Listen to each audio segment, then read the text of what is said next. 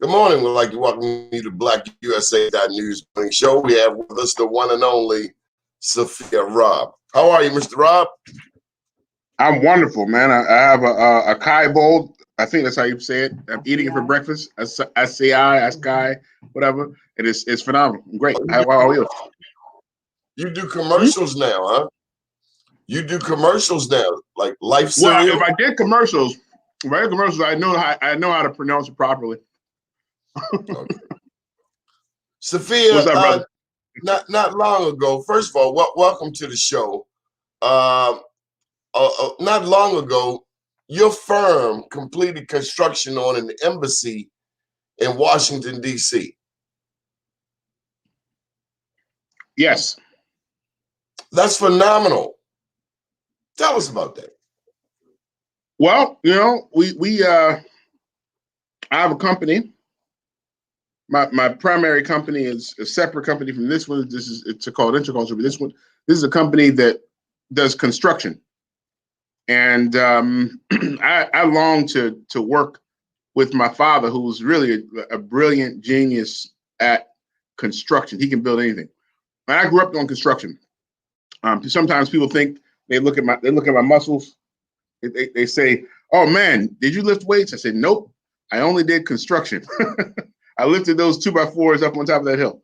And so, after having a bit of a career doing other things, I wanted to work with my father because you never know how long any of us are going to be here. And a lot of my friends' parents are getting about that age and checking out. So I took to working with him on where I could blend my skills with his skills. And so we went and we responded and started doing some projects. The first of the larger projects was the Embassy of Cameroon. And ironically, we did AfricanAncestry.com, and a large part of my DNA traced back to Cameroon. So it was kind of. I thought you were Native American. Oh, yeah? Is that what you thought? I thought you were like one of the original Black Indians. Oh, well, that might be true, too. I said a large part. And I'm not denying any parts, but I know a substantial part of my history, my lineage was from the West African country of Cameroon. How do you know that? I'm sorry? How do you know this? AfricanAncestry.com. They don't make mistakes.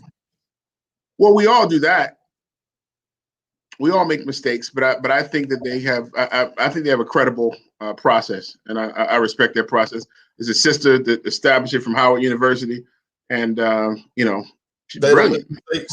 No. The reason I ask is, the regular one, DNA.com. Who owns that? Ancestry.com. Who owns it? What company? What? No, I don't know. I think so. You're saying the DNA company owns 23andMe or something? Question everything. Who are they? How do you know they know what they're talking about? How is it you don't know? They just could have rolled some dice like Snake Eyes. How do you know? Well, you kind of sound to me, no offense, right? But you sound like many people who take their judgment from conspiracy theorists. And I try to follow. But I know better than that, Donnie. I know that you're a scientific thinker. I tend to be a scientific thinker. I had a follow-up question for you. All right. Well, you want to give me the follow-up question, or you want me to complete my answer? I'm gonna give you the follow-up question. Give it up. Since you're a scientist, because you can't build, pyramids and buildings and all of those things without some level of understanding of at least algebra, geometry. Okay. Let's talk about this vaccine. Are you taking the vaccine? I already took it. You did? Yeah. Both of them. Both shots. 2 shots. What made you decide to take them? Well, the first 3 years of my college studies was in chemical engineering. And what I learned was a scientific approach to thinking during that. I didn't complete in engineering, but I started off. And so I tend to think about the science and the scientific approach. One idea that I came across in pursuing whether or not I ought to take the vaccine is that this is not a new ailment. It's something that's actually been around. This is the 2019 version of this coronavirus, and there's been literally years of study associated with it, and there's a variant of that disease that came out in 2019. I also think that the time where our people were blatantly used as guinea pigs, as trials and so forth, crash test dummies, is increasingly a hard proposition to occur these days because because the there are more of us in science. There are more of us in upper echelon. I don't believe that there's some dark, smoky room full of old, all-powerful white men that are able to conspire the fate of the world and stick chips in people. I think that the rule of law and the process of science is too strong to just work in that kind of a way. And for that, when I did my knowledge, did my homework, and I believe that it's a good thing. I studied a little math and science too. My father was a funeral director. Yes, I do know that. You ever heard of Google? Yep. Google, how long does it take to make a vaccine? According to NC State News, if we are talking about a vaccine that has already been tested and approved, we could generalize and say that one batch of vaccine, consisting of a couple thousand doses, may take 2 to 6 weeks to go from starting with raw materials to being a completed vaccine in a vial or syringe. That ain't the answer I was looking for. Well, that went over like a lead balloon then, brother. 5 to 10 years. But you say they've been working on this vaccine all along. Well, so how I understand the vaccine is this is really a synthetic protein that imitates the shape of the coronavirus, and it bolsters through mRNA, a similitude of what's necessary for your body to have seen in order for it to stimulate its own natural immune response to the virus. If that happens in a microscopic way, it can happen when there's an antigen put in a microscopic way. It can develop the pathogen. It can develop the antigen so that your body can deal with it itself. And so, mRNA? Yeah. Messenger RNA. One more time. Messenger RNA. It's not altering your DNA. It is. There are two basic building blocks that constitute how your stem cells and cells are made up. It is the building block of all your cells, DNA and RNA. Okay. And RNA is the mRNA is the memory that imitates what needs to be seen in order for it to be dealt with properly when it's seen again. How I understand that, it makes good enough sense for me to stick it in my arm. Okay. And so you're a world traveler. Have you been studying the virus internationally? For instance, is it in Africa? Because it's hard to understand what we are told here.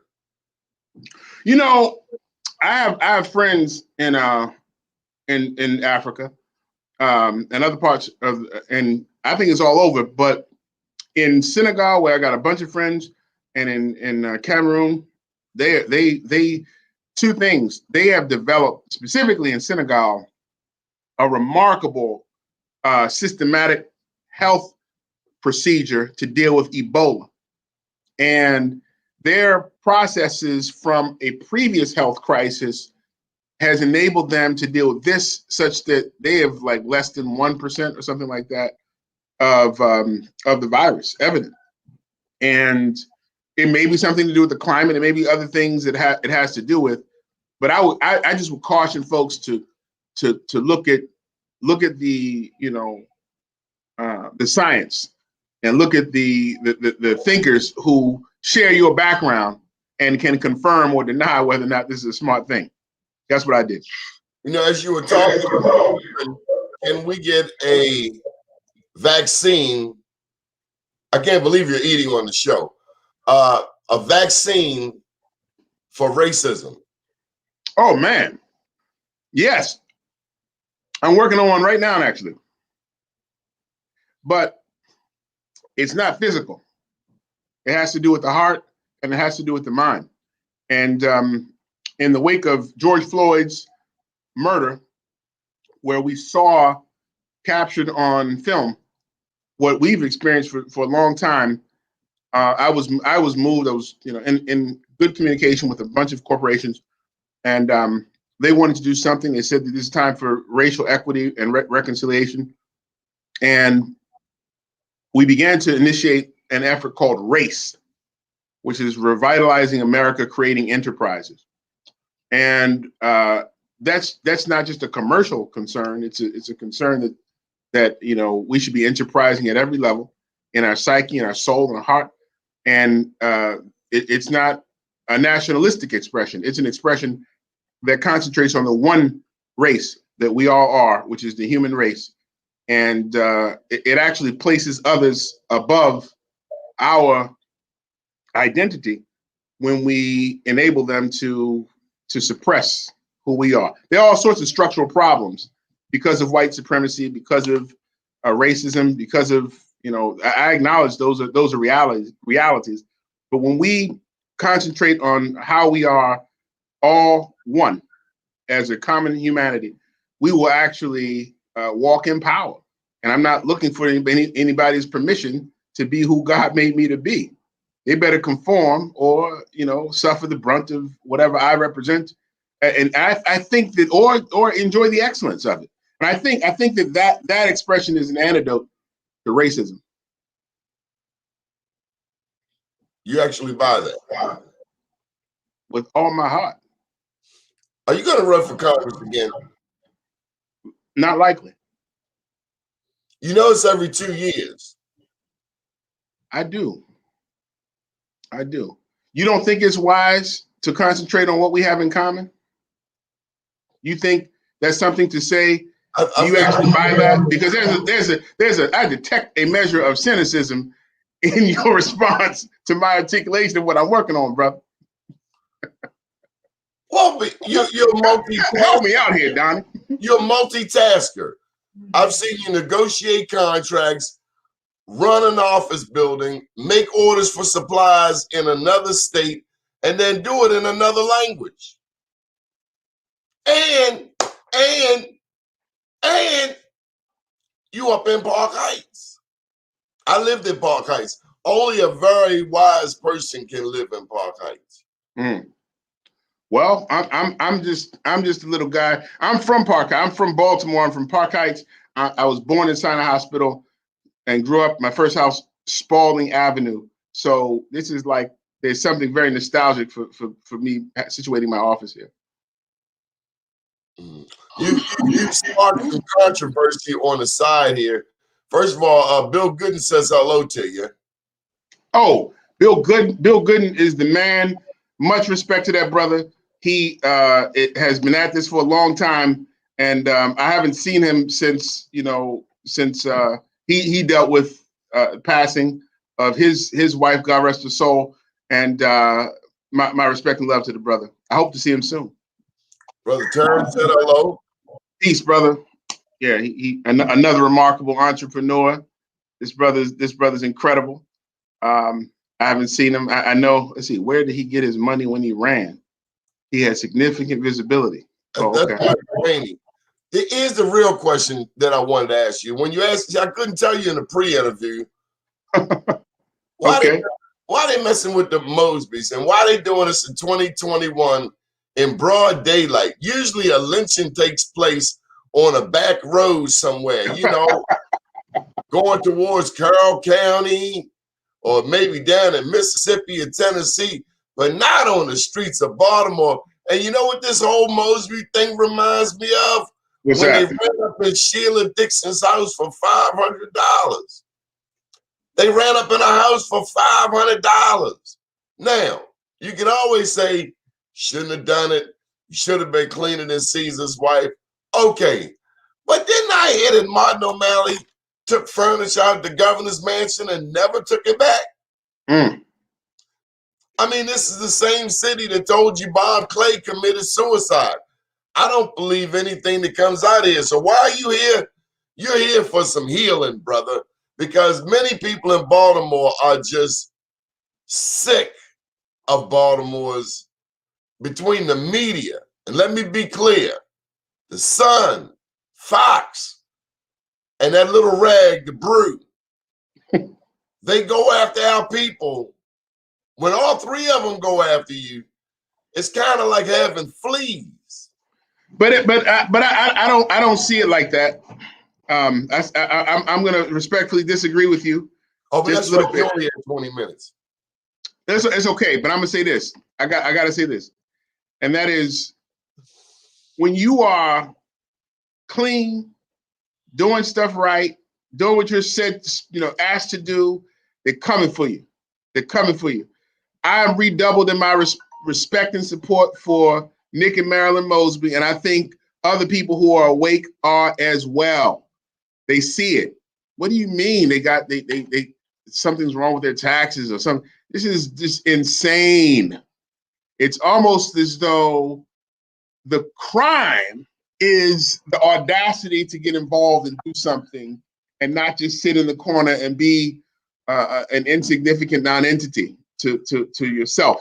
So I don't know, I don't give them all that measure, the media, that measure of power, even though it's a powerful idea, the media.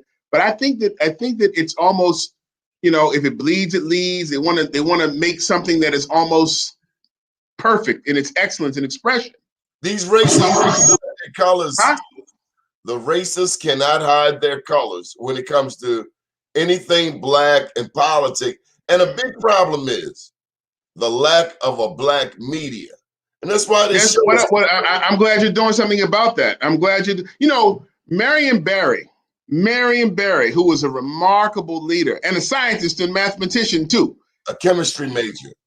Chemistry, yes, sir. He smoked crack, evidently. That's what they said. That's what they said. And got reelected as the mayor because people aren't stupid. They're not asleep. They know that they're coming after folks, setting them up, whatever. I don't believe these things about them. I think they're decent. There's a decent couple, a model couple, actually, for what we want our children to aspire to be like. And I think that it's if they were to dig up around, it makes me wonder why. What's this all about? Why are they trying to create smoke around this? Clearly, the Inspector General could be investigating some of these contracts coming out of City Hall. Come on. That could be happening. That could be happening. No big contracts. And we claim that we support black businesses, but when these no bid contracts never go to black businesses and always to white businesses, that's just as infectious as a pandemic. Well, that's true, but I think our folks have to wake up, and if we do what we've always done, we're going to get what we always got, as Israel likes to say. So let me just go back to the question. You don't. I mean, it's Mfume's. He's not a spring chicken. Yeah, that seat would be a. I'm gonna tell you something that was very complimentary. When I was running, like the last part of it, he said something that was either a great compliment or one of the most brilliant pieces of political wizardry I've ever seen. He said, man, listen, over this time, we did all these talks, many different political forums, public forums, and he said that if I knew you before this, and as I've come to know you, I would have supported you from the beginning. And I've been very impressed. Really complimentary things, and it was warm and heartfelt. And I respect him a lot for that. And this was before the election had even happened, it even occurred. He practically endorsing me from the podium while running, and so I thought that was a nice compliment. You know, it gave me hope that our parent generation does in fact want the best for the future, and so you ought to give them a check every 6 months. Well, it tells me that our 20 minutes are up, and I have got to go, brother. Okay. But Donnie, I'll get back on with you anytime, man. Brilliant. Keep doing what you're doing. I hope that I can render some support for you, and maybe next time we can talk about that guy who was asking where did he get that money from. Michael, you know, our mutual friend David lost his brother Peter Miller. Okay. Yes. So I shared David Miller's brother. David Miller's big time activist here in Baltimore. We appreciate it. Good man. Thank you, sir. We appreciate all you do, Saafir. Yes, sir. Thank you for joining us. So we're going to have a bit of an abbreviated show today, unless Mr. Haney wants to come on. I'll put the link right in the side. Why are they messing with the Mosbys? It's really sad. It's really, really sad. Anyway, my name is Donnie Glover. We'll be back at 7 p.m. tonight with Sister Biz. We have a surprise for you. Talk to you soon.